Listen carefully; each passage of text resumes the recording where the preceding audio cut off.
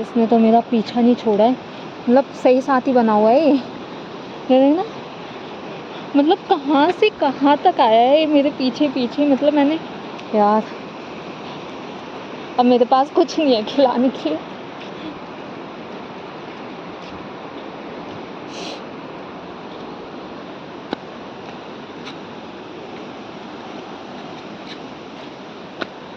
ये देखो ये देखो, मतलब इतना पीछा, स्टॉक करते हुआ था ये। सेफ्टी मेरे साथ, सेफ्टी।